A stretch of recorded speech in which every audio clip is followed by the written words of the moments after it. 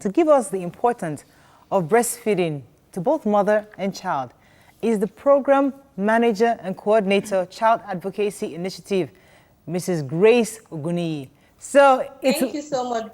In this modern day, man, breastfeeding can be a chore. You know, there's so many options out there. You know, they tell you breastfeeding is good. You know it's good, but you also feel that, listen, those who take formula are just as healthy. So why do we need to keep enforcing or emphasizing the need for breastfeeding? Okay, many people think that those who take formula are just as healthy, but the truth is that the benefits of breastfeeding far outweighs formula feeding. As the matter of fact, there are so many benefits. It reduces the risk of infection in infants, you know, and it also protects them against so many diseases, and it boosts their immune system. At the same time, it also helps the mother, aside from the fact that it also helps their bonding, and it also saves them money. And you realize that children who breastfeed, you know, who go on exclusive breastfeeding are usually smarter than their parents. I disagree with you.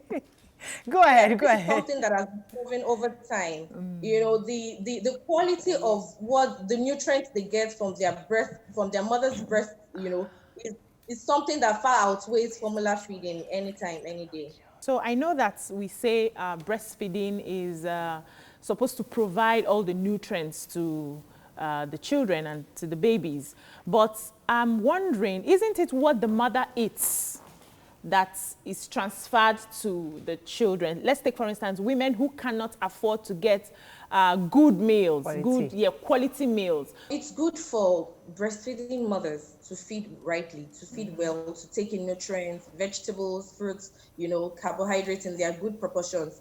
However, we also understand that there are cases where some people cannot really afford, you know, this feeding. But then these women there are women that are not starving, but they are eating. And then are also saying they will rather formula feed. You know, so the truth is, it doesn't even, whatever a mother eats is sufficient for the child. As far as you are not dying of starvation, whatever a mother eats will be, you know, sent back to the breast milk, and then the child can get nutrients from that. It's still better than formula feeding. My daughter, she has 2 babies now. The first one is 2 years old, and the second one is 6 months, and she's breastfeeding both. At the same time.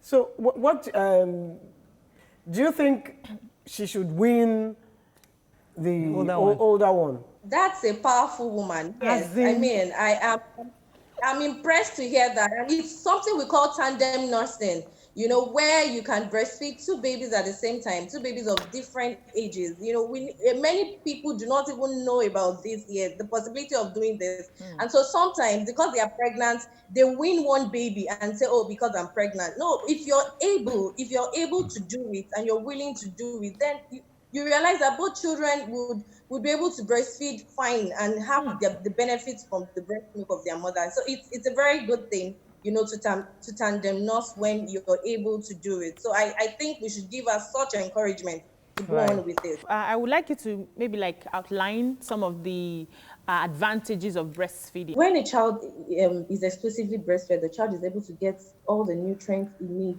you know, within the first 6 months from the mother.